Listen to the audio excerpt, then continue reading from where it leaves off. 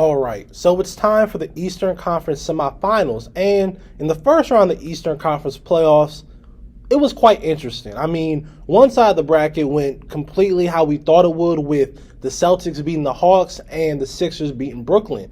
And then we had the other side, which featured an 8-1 upset that was the Miami Heat beating the Milwaukee Bucks in 5 games, with Jimmy Butler playing like the second coming of Michael Jordan. And then you had the Cavs versus Knicks, a series that we all thought would be competitive, but we all thought the Cavs would win. But the Knicks ended up beating them in a gentleman's sweep in 5 games. So now we have some very interesting second round series.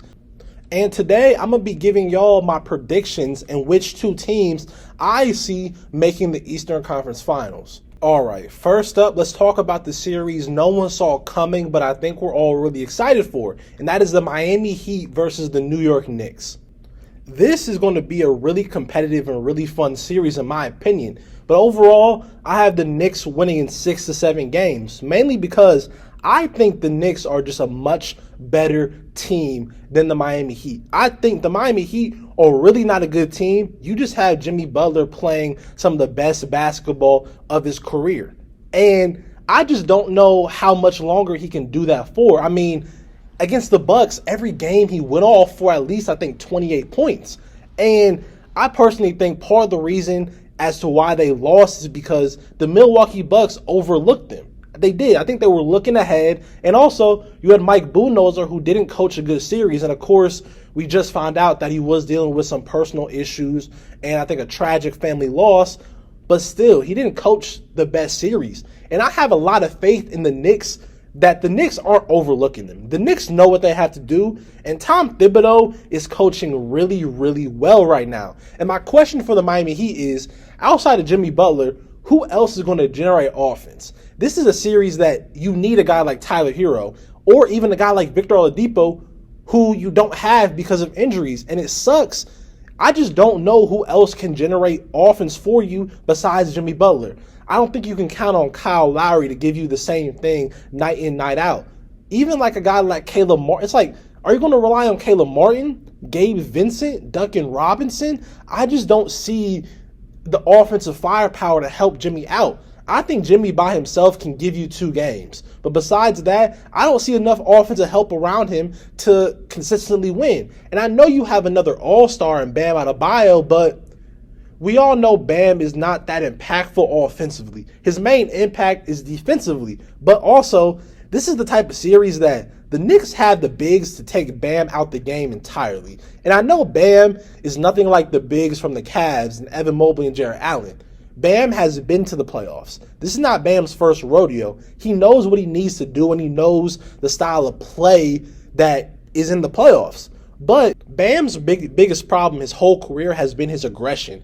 And he has a problem being aggressive when he's faced with centers who can guard him and that aren't smaller than him or are not on his level. When he finds centers that are on his level, he struggles to get baskets and attack and be aggressive offensively.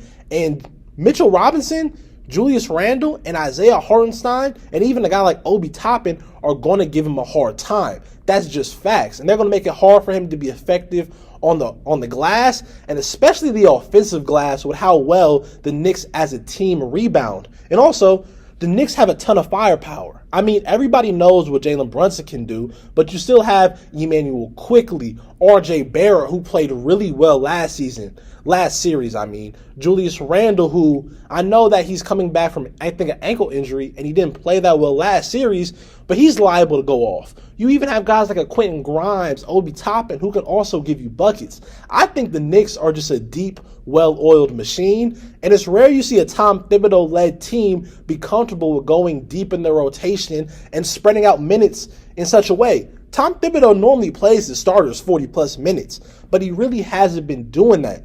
And they also have the bodies to throw at Jimmy Butler. They have Josh Hart. They have Quentin Grimes, RJ Barrett, even a Julius Randle. They got the guys, and this team is ready. This team is ready, hungry, and they're prepared. And Tom Thibodeau is going to have these dudes ready, and I think the Heat just don't have enough. So I have the Knicks winning this series in about 6 or 7 games, and that means the New York Knicks may be in the Eastern Conference Finals, and I don't think we're ready for that.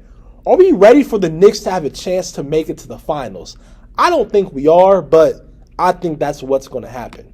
All right, next we have a series that we were all looking forward to, but now it may not even live up to the hype that we all put into it, and that is the 76ers versus the Boston Celtics. And the main reason it may not live up to that hype is we don't know what the hell is wrong with Joel Embiid. As of right now, he's doubtful for game 1, and if he's not playing, the 76ers have little to no chance in this series, in my opinion. Now, I would pick the Celtics either way, mainly because I feel like the Celtics are just a very, very deep team. They have the defenders to make James Harden and Tyrese Maxey's night a living hell. They have Malcolm Brogdon, Marcus Smart, Derek White, even Jaylen Brown and Jason Tatum. And then even for Joel Embiid, there's Robert Williams, Al Horford, even off the bench like a Luke Cornett and Blake Griffin. Just bodies to throw at their best guys. But for the 76ers to have a chance, you need Tyrese Maxey to play like your second best player sometimes. You need James Harden to be James Harden. You need him to go out there and damn near get 30, especially if you're not going to get Joel Embiid, and especially if you're not going to get Joel Embiid at full strength. And then you also need Tobias Harris to play up to the level that he is getting paid, because you don't need him to go out there and get you 20. You just need him to be an impactful player on both sides of the ball, be impactful on the glass, be impactful defensively. You just need him to make his presence felt. Then you're also going to need like PJ Tucker to have a few games where he hits like 3 corner threes. There's just a lot. Now, one of the reasons why the 76ers do have a chance, and one of the ways where they can win the series by winning a few games, is taking advantage when the Celtics go cold. The Celtics shoot the 3 at a very, very, very high rate. They shoot them at a rate that is close to like the Houston Rockets when they were on. And that's good, but also bad. It's good for the Celtics because when they get hot, they get hot. It's bad for the Celtics, but good for the 76ers when they go cold. They had the likelihood of going cold for a game, going cold for a half, or even just a quarter. But in those cold stretches, if you're the 76ers, you have to take advantage. You have to win in those stretches to give yourselves a chance to win a game, to win this series, especially if Joel Embiid is not going to be Joel Embiid. I mean, if Joel Embiid was healthy, this is kind of a different story because he may be the best player on the court, but we don't know what he's going to look like if he plays. And the Celtics just have too much. I mean, you know what you're going to get from the two J's and Jason Tatum and Jaylen Brown, but it's also like Derek White. He was the third best player for the Celtics last series against the Hawks, and he could do that again. Malcolm Brogdon could drop a quiet 20. Marcus Smart could get hot. You have Al Horford who can do what he needs to do. Robert Williams, even like a Grant Williams who can hit like 7 threes in the game. Even though this may not be the series for Grant Williams, they had the options, they had the versatility, and they had the depth.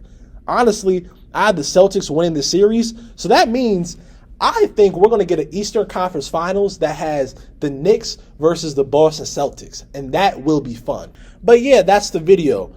Those are my predictions for the Eastern Conference semifinals. In the comments, tell me your predictions and what you think will happen. And, please like, comment, subscribe, tell a friend to tell a friend. And I appreciate all the love and support. I'm going to see y'all later. Peace.